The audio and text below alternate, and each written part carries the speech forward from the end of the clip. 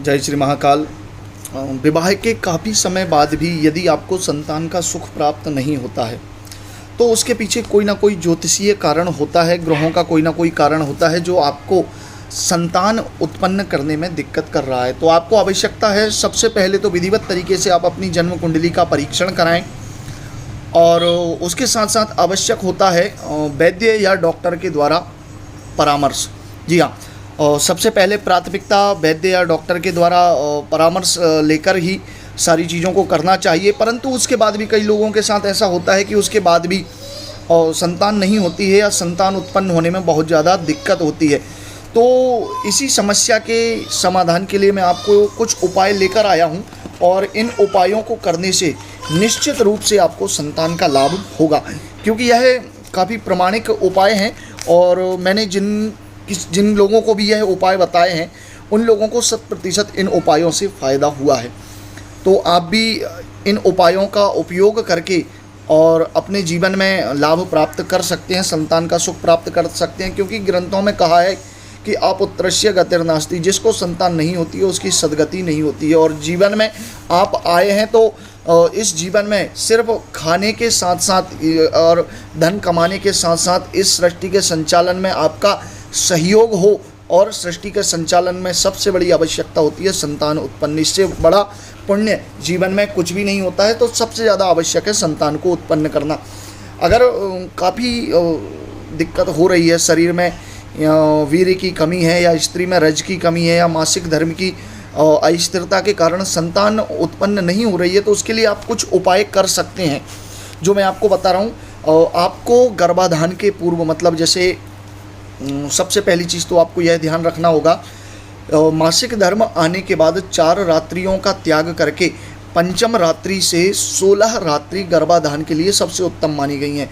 5वें दिन से लेकर 16वें दिन तक आप गर्भाधान अगर करते हैं तो निश्चित रूप से आपको संतान का लाभ प्राप्त हो जाएगा, क्योंकि यह रात्रियां उत्तरोत्तर एक दूसरे से बलवान मानी गई हैं और इनमें ही गर्भाधान की बहुत ज़्यादा उम्मीद होती है।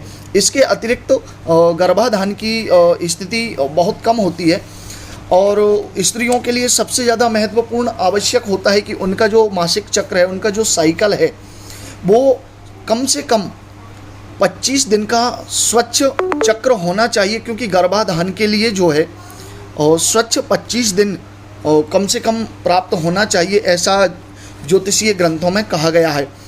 तो अगर आपका सारी स्थिति ठीक है, डॉक्टर्स की रिपोर्ट सारी अनुकूल हैं, उसके बाद भी आपको संतान लाभ नहीं हो रहा है, तो आप ये उपाय कीजिए।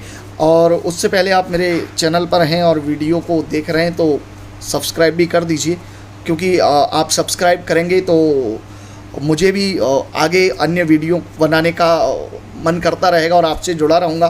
तो आवश्यक है, कृपया सब्सक्राइब ज़रूर कर दीजिए। गर्भाधान से पूर्व, मतलब स्पष्ट रूप से अगर मैं कहूँ तो संभोग से पूर्व आपको कुछ नियमों का पालन करना है और नियमित रूप से आप इनका पालन करेंगे तो बहुत अच्छा रहेगा।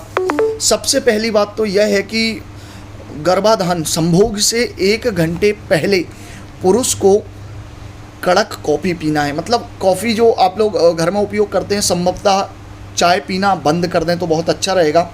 आपको गर्भाधान संभोग से 1 घंटे पहले कड़क कॉफ़ी पीना है और कॉफ़ी की मात्रा जो है थोड़ी सी ज़्यादा होनी चाहिए, 1 कप से ज़्यादा हो, 2 कप 2.5 कप जितना आप ले सकते हैं। लेकिन यदि आपको बीपी का प्रॉब्लम है तो इसको आप 1 कप या 1.5 कप के हिसाब से ही लें। यदि कोई प्रॉब्लम नहीं है तो आपको 2 कप कॉफ़ी तो कम से कम लेना ही है। और स्त्रियों को 1 गिलास दूध में शतावरी का चूर्ण लेना है। आपको बहुत आसानी से मिल जाएगा शतावरी का चूर्ण, पतंजलि का भी आता है, डाबर का भी आता है और ऐसे दुकान पर भी मिल जाता है। तो आपको लेना है शतावरी का चूर्ण, 1 चम्मच शतावरी का चूर्ण गाय के दूध में आपको जो है लेना है गर्भाधान संभोग से 1 घंटे पहले।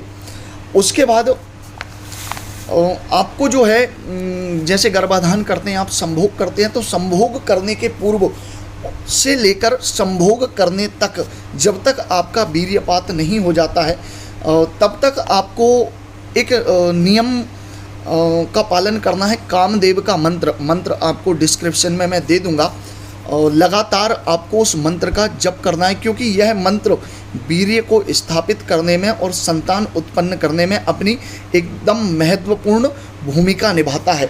यह कामदेव का मंत्र है और यह मंत्र जितना आप जप करेंगे उतने ज़्यादा चांसेस बढ़ जाते हैं कि आपका जो गर्भाधान हुआ है वह ठहर जाएगा और आपकी जो शुक्राणु है वो अंडे के साथ क्रिया करके और गर्भनाल से स्थापित हो जाएंगे। तो आपको सबसे ज़्यादा आवश्यकता है लगातार इस मंत्र को जप करने की, क्योंकि यह बहुत महत्वपूर्ण मंत्र है, कामदेव का मंत्र है। अगर आपको मंत्र समझ नहीं आ रहा है तो आप मुझसे संपर्क करके भी इसके विषय में जानकारी प्राप्त कर सकते हैं। उसके बाद आगे एक कार्य और करना है, आपको एक मोर पंख लेना है।